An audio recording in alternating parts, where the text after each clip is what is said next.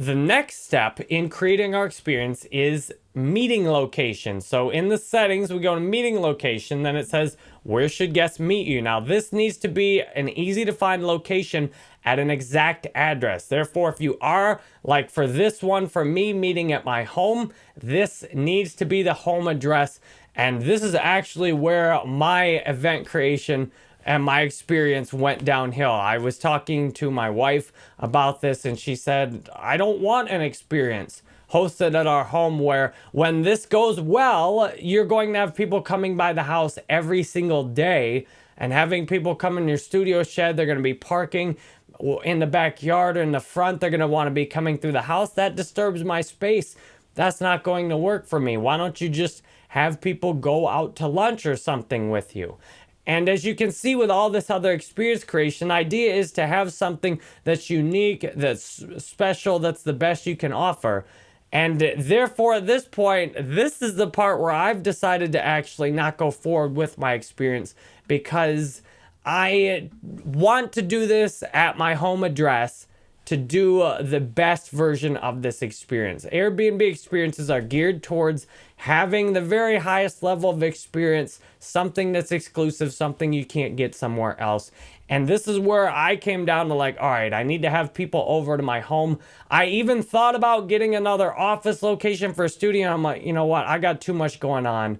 I barely can get done the stuff I love doing every day, my podcast, which is on Facebook, YouTube, iTunes, and all the places you can listen, plus my blog, my video courses that I teach on Skillshare, and for my partners who have private label rights. Then I have gaming videos I do. I've got a full schedule already, as well as being a husband, a father, a friend, a member of Alcoholics Anonymous that goes to meetings almost every day, and walking my dogs for an hour. I mean, this doing something else does not work for me right now. It doesn't. And having people over to my home does not work. And doing this in a different location does not work either because I'm so passionate about what I teach. I've really read through and looked through this stuff. And having someone meet me out to lunch somewhere, someone might think it's nice. I think it's kind of lame. If you want to hang out with me, the real place you want to hang out is in my studio. This is where my world is, my masterpiece here. And therefore, when you get into the exact location, you might even want to start this earlier if you haven't started your experience. Figure out exactly where you're going to host your experience.